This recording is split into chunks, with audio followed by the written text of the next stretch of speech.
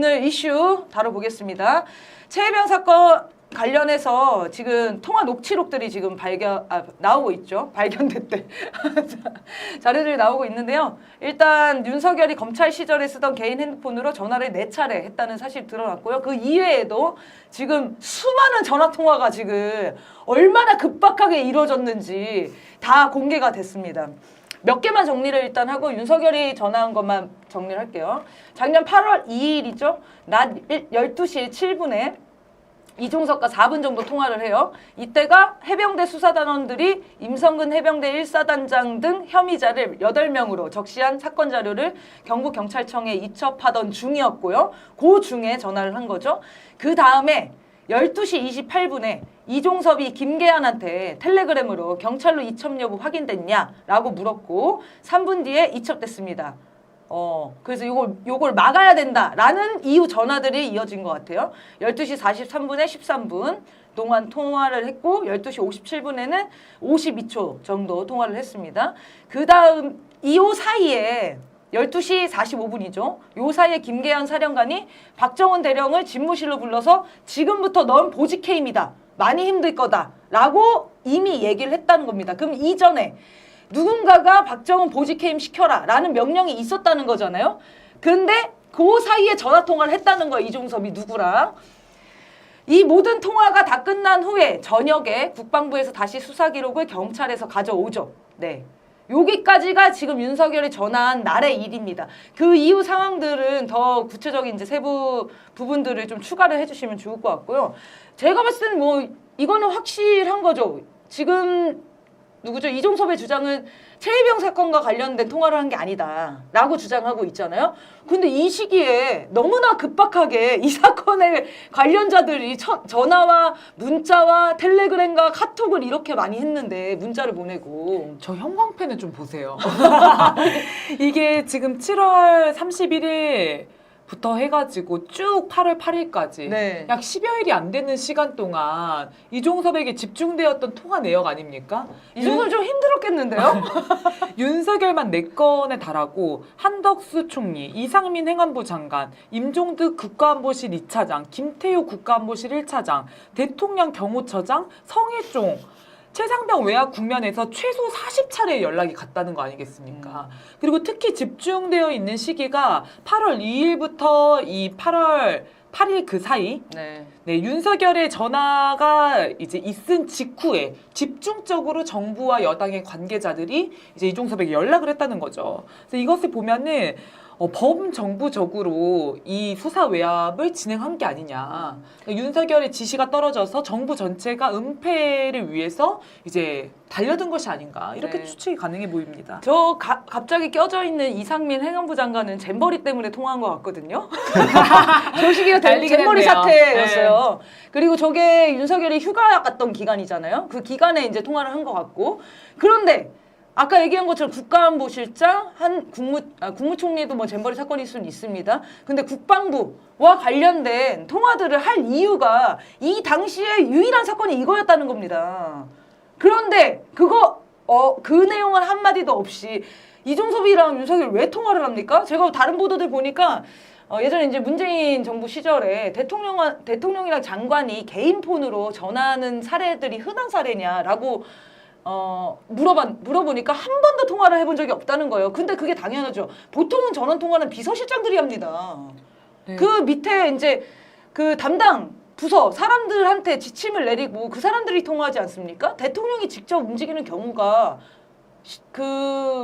뭐 자주 있는 일은 아니죠. 근데 이게 지금 대통령실에서 이종석 국방장관에게 연락을 한 것도 사실 명백한 외압의 정황이지 않겠습니까?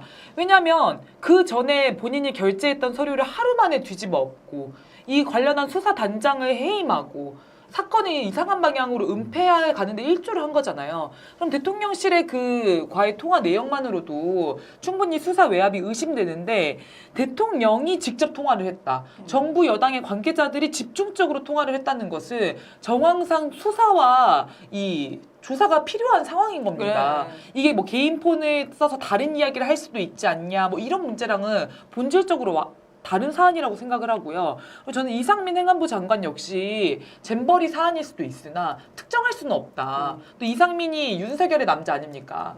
모진 국민의 여론 속에서도 끝까지 이상민을 감싸고 돌았던 이제 전적이 있기 때문에 이상민이 나서서 보문하려고 할 수도 있는 거 아닌가 이런 네. 생각이 듭니다. 그래서 사람들이 제일 궁금해하는 거는 윤석열이 직접 전화한 거 맞을까? 이거거든요. 이게 8월 2일 날 지금 전화를 한 거잖아요. 8월 2일에 관저에서 전화를 했다는 거예요. 관저에서 통화할 수 있는 사람 김건희랑 윤석열 외에 뭐 한동훈도 종종 예전에는 이제 아크로비스타에 살고 그랬으니까 한동훈 같은 사람들이 더 있을 수는 있겠지만 뭐 천공도 의심이 될 수는 있겠지만 어쨌든 8월 2일 날 대통령실 일정표를 보니까 윤석열이 새만금 2차 전지 투자 협약식을 오후에 참여를 하거든요. 사진 한번 보여주시죠.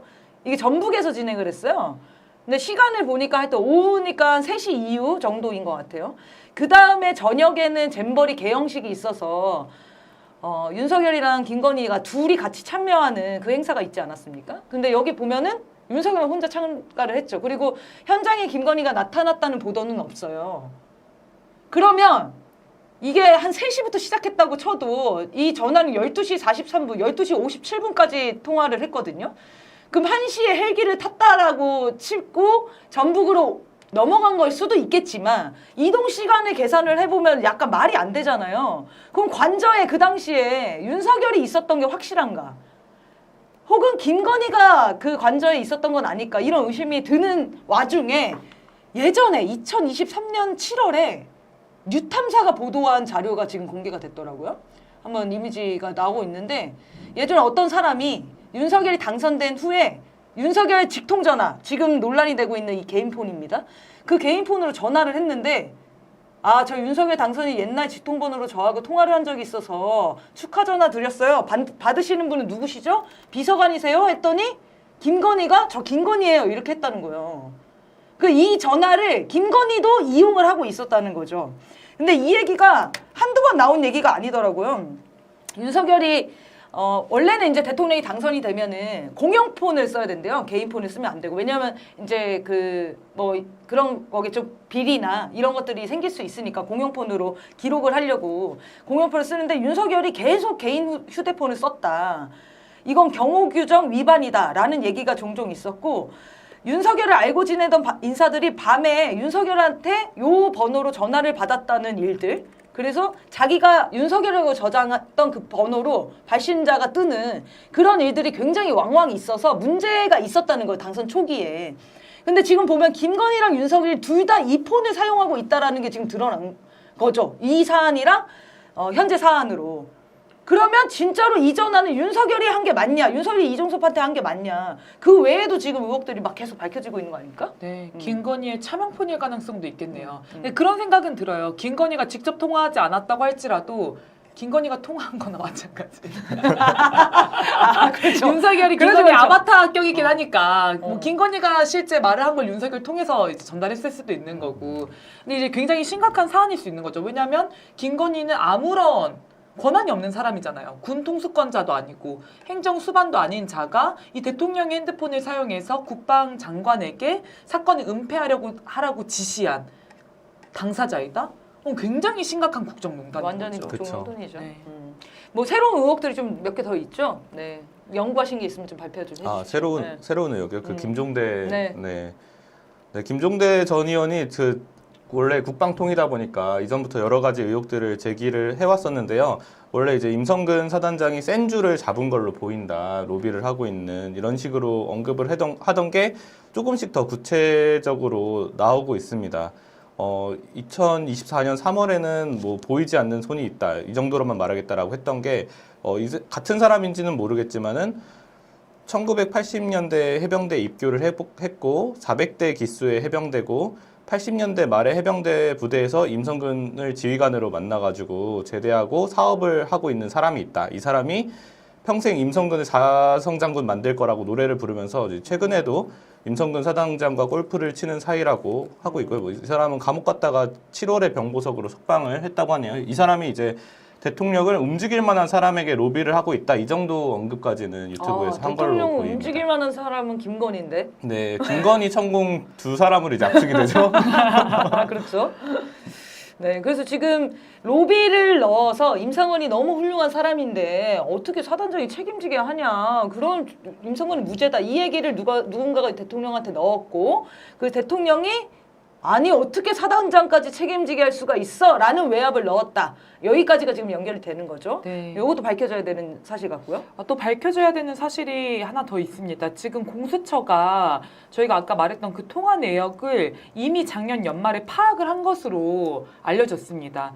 근데 이제 그 최근까지 이 휴대전화에 대한 압수수색이나 강제 수사가 전혀 없었다는 거예요. 1월 달에, 올해 1월 달에 공수처에서 대대적으로 압수수색을 했는데 윤석열과 이종섭은 포함되지 않아 있었습니다. 그래서 공수처가 왜 그랬을까 의문이 드는데 누군가가 공수처에 외압을 제기한 게 아니냐 이런 의혹이 또 외압을 행사한 게 아니냐 하는 의혹이 제기가 되고 있습니다. 그래서 수사 기밀 유출을 확인하겠다며 이 공수처 수사팀의 통화 내역 제출을 요구하고 사건 배당권을 이용해서 업무적 압박까지 가했다라는 증언들이 지금 나오고 있나 봐요. 네. 그래서 이 해병대 수사 외압뿐만 아니라 공수처 수사 외압까지 윤석열 정권이 자행하고 있는 것이 아닌가. 그럼 명백한 탄핵 사유가 하나 더 추가가 되는 거겠죠. 그러면은 공수처 외압을 하고 국방부 외압하고 이렇게 할 수 있는 사람이 누가 있습니까? 이 나라에. 그러게요. 네. 외압 전문. 그 경로 전문, 외압 전문. 명확한 거 아닙니까? 이 모든 조직을 움직일 수 있는 사람은 유일하게 한 사람이죠. 대통령의 김건희. 그래서 이 부분들 완전히 밝혀질 사안들이 굉장히 많은 것 같아요. 그러니까 윤석열이 수사 외압을 했다. 이것만으로도 탄핵 사유이기도 하고 불법 행위지만 여기에 김건희가 국정농단을 한 거다? 이러면 매우 심각한 상황이 되는 거죠. 근데 이게 뭐 우리에겐 특별한 일은 아니에요. 당연하게 그렇게 쓸 거라고 생각하지 않습니까? 네, 댓글에서 통화 내역에 이제 성일종과 이종섭이 통화한 내역이 있는데 도대체 성일종은 왜 통화를 한 거냐 네. 굉장히 궁금해하시는데 이제 1호님께서 답변을 남겨주셨는데 네. 당시 국방위 간사여서 그래요. 통화한 것으로 보인다. 그래서 얼마 전에 그 성일종이 대통령이 경로한 게 죄냐 이렇게 막 화내지 않았습니까? 네. 사람들이 네, 경로했네 했어 막 이랬는데 경로만 알고 한 것이 있었구나. 아니라 성일종이 이 상황을 다 알고 있는 인물이기 때문에 쓸데없는 이런 말을 했구나. 네. 이런 게 이제 막 퍼즐이 맞춰지는 것 같아요. 그러네요. 이 과한 실드를 치던 사람들, 이종섭은 왜 호주까지 대피시켰지? 뭐 여러 가지 이제 의문들이 있어요. 임성근은 도대체 누구지? 임성근을 지키려고 왜 이렇게 됐지? 여기에 김건희를 갖다 끼우면 일단 퍼즐은 다 완성이 되는 거예요. 임성근이 김건희 라인이다? 너무너무 이해되는 상황이잖아요. 자신의 탄핵도 감당할 정도로 비호할 수밖에 없는 윤석열의 지금까지 행태가 이해가 되는 거고 지금 나오는 이름들 성일종 기타 등등 사람들도 그래서 이렇게 많은 사람들이 날뛰고 있었구나. 이 모든 사람들이 다 처벌 대상이 되겠네요. 수사 대상이 되고. 근데 정말 국면이 예사롭지 않은 것 같습니다. 네네네. 이제 김계한 해병대 사령관으로부터 윤석열이 경로했다는 이야기를 들었다는 세 번째 내부자의 증언 나오지 않았습니까? 굉장히 계속해서 이제 증언이나 관련 정황 증거나 이런 것들이 추가적으로 드러나고 있습니다. 그래서 저는 해병대나 국방부 조사본부, 그다음에 경찰청 이런 곳에서 추가적인 양심 선언이라든지 어떤 제보들이 속출할 수 있다 이런 생각이 들고요. 이게 약간 박근혜 탄핵 국면이랑도 굉장히 맞물려서 생각이 되더라고요. 그때 당시에 박근혜 최순실 국정농단이 세상에 드러난 게 이제 태블릿 PC 건도 있었지만 관련자들이 이걸 막 폭로를 하기 시작하잖아요. 네. 고영태라고 오랜만에 또 이름 이제 네, 생각났었는데 반갑네요. 예. 그래서 최순실이 운영하던 그 회사에서 이사로 지내면서 최순실이 대통령의 연설문을 고치는 것을 자기가 직접 목격했다 이런 증언을 하기도 하고 이제 노승일이라는 사람이 등장을 해가지고 삼성이 정유라에게 뭐 말을 선물했다 이런 것들 증언하지 않았습니까? 그래서 이런 그 증언들과 함께 국정농단의 실체가 드러나고 박근혜 탄핵에 이제 물결이 거세게 흘러갔는데 지금 윤석열 탄핵 국면도 이렇게 열릴 수 있지 않는가.